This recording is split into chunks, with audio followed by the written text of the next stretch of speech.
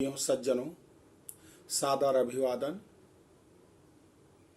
आज मैं आपको आत्म परिचय भाग 41 के अंतर्गत शत्रुओं पर विजय कैसे प्राप्त की जा सकती है इसके विषय में बताना चाह रहा हूं।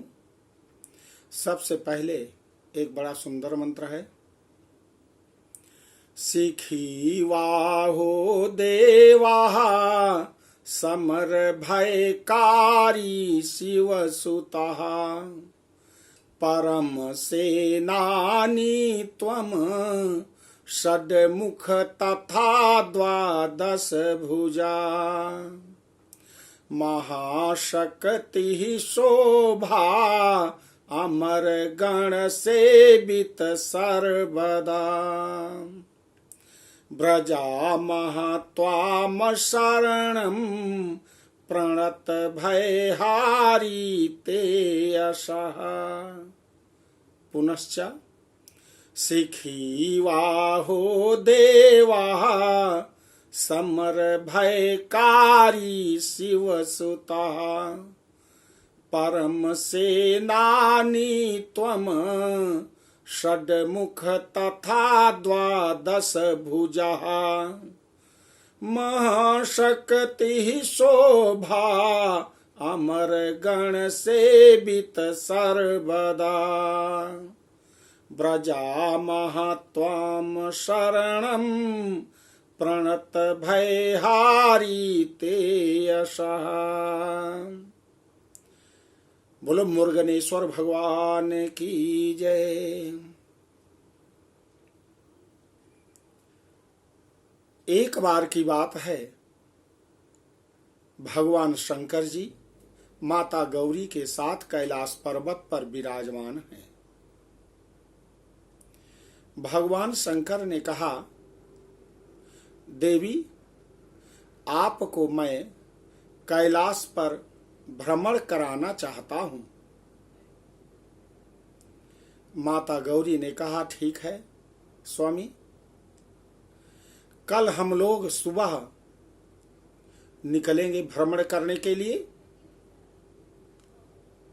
भगवान भोलेनाथ ने कहा, ठीक है देवी, सुबह जल्दी तैयार हो जाना। दूसरे दिन भगवान भोलेनाथ सुबह जल्दी तैयार हो गए। अपने आराध्य की सेवा अर्चना, पूजा अनुष्ठान, ध्यान, समाधि भी नहीं की। कहा, देवी चलो हम दोनों टहलने के लिए चलते हैं। माता गौरी ने कहा, स्वामी थोड़ी प्रतीक्षा करो, अपना सारा काम मैं निपटा लूं, संपूर्ण कार्य कर लूं तो चल रही हूं। कहा, देवी मैंने आज ध्यान आराधना भी नहीं किया है, चलो जल्दी। माता गौरी ने कहा, स्वामी कोई बात नहीं, आप ध्यान आराधना नहीं किए हैं, रास्ते में चलिएगा तो ध्यान करते हुए चलिएगा। कहा, ठीक है देवी। सूर्य भगवान उदय हो गए। माता गौरी सारी घर की व्यवस्था संभाल करके निकलती हैं। भगवान भोलेनाथ आगे चल रहे हैं, माता गौरी पीछे चल रही हैं और लगभग 1 फरलांग की दूरी दोनों के बीच में है। भगवान भोलेनाथ कैलाश पर आगे आगे चलते जा रहे हैं, माता गौरी उनके पीछे है। माता गौरी थक जाती हैं। अब कैसी वे तेज आवाज में कहें कि स्वामी रुकिए, नहीं कह सकती। 9 वधू हैं, 9 वधू अपने पति का नाम लेकर के कैसे कहे? ये हमारी भारतीय संस्कृति नहीं है। उन्होंने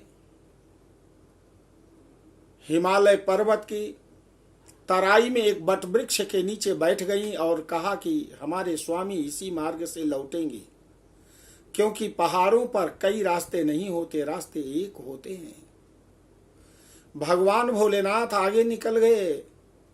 जैसा कि माता गौरी ने कहा था कि आप रास्ते में ध्यान करते हुए चलिएगा, आज भगवान भोलेनाथ नारायण के उस स्वरूप का ध्यान कर रहे हैं जो नारायण ने विश्व मोहिनी का स्वरूप धारण किया था और देवताओं को अमृत पिलाया, असुरों को मदिरा पिलाई।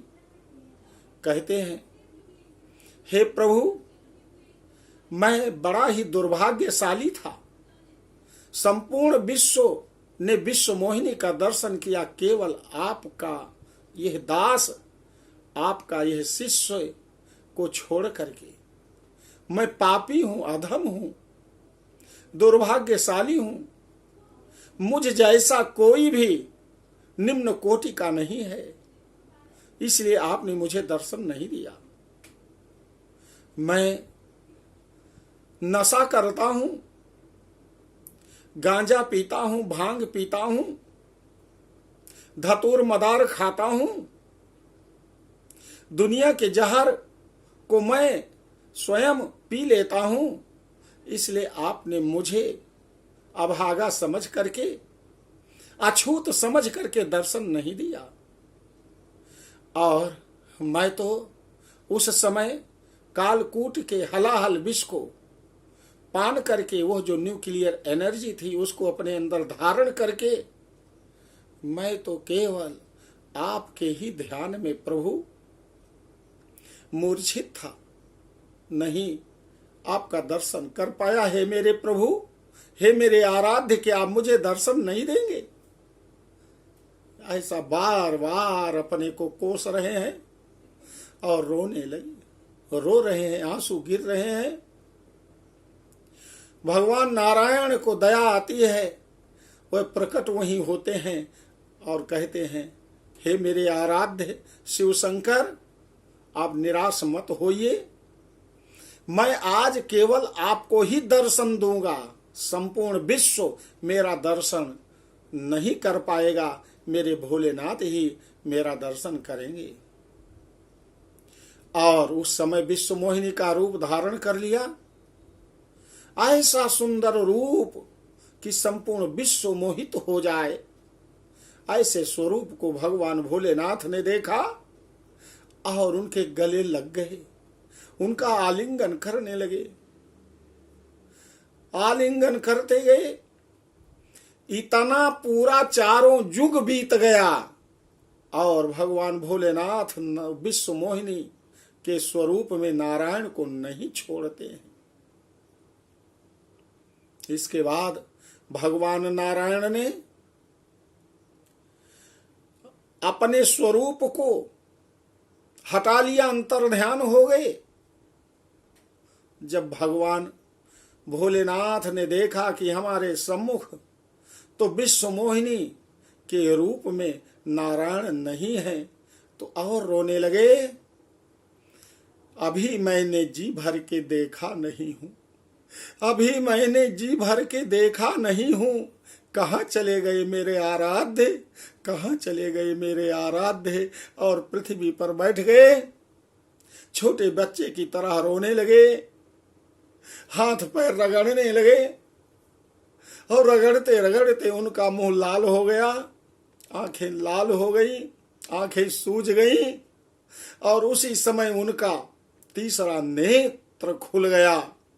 वह जो न्यूक्लियर एनर्जी थी, वह भ्रुकुटी के मध्य से, जैसे कभी कभी इतना ब्लड प्रेशर हाई होता है और इतना ताप होता है कि हमारे मस्तक में छोटे छोटे भाग उभर जाते हैं, वह तीसरा शिव जी का नेत्र प्रस्फुटित हो गया, खुल गया और उस नेत्र के आविर्भूत होते ही पृथ्वी पर अग्नि का बहुत बड़ा पुंज जाकर के गिरा।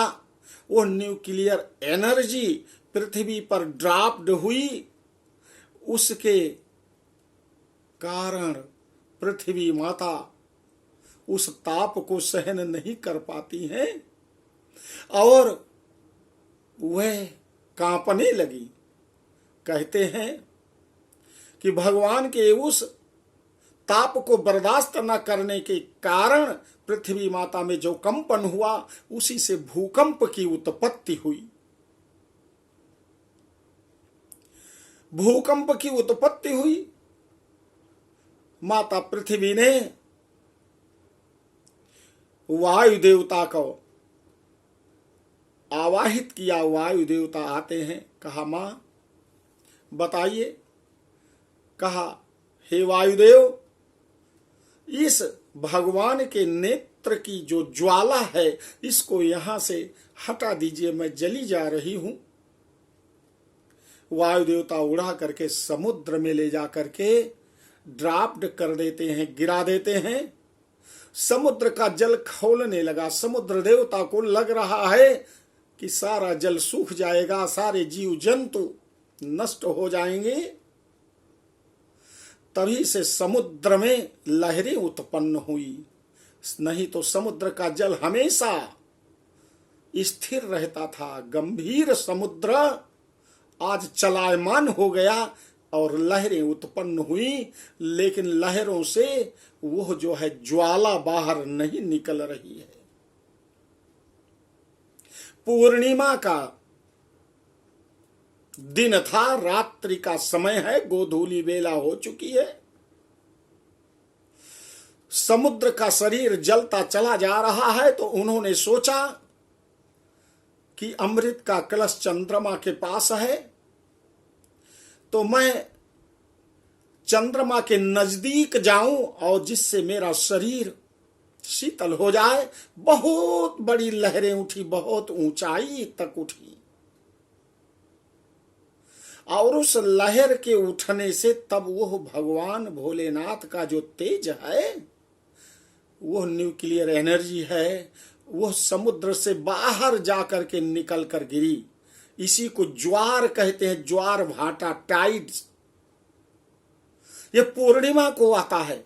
उसी दिन ज्वार भाटा की उत्पत्ति हुई और समुद्र देवता का शरीर शीतल हुआ, और वह जो न्यूक्लियर एनर्जी है, जो शिव के नेत्र की ज्वाला है, उस समुद्र के किनारे जो घास फूस उगी हुई है, बड़ी बड़ी पतवार हैं, घासें हैं, वहां जाकर के वह ज्वाला ड्राफ्ट होती है, गिरती है, और वह चेंज हो जाती है, बदल जाती है एक नवजात शिशु के रूप में।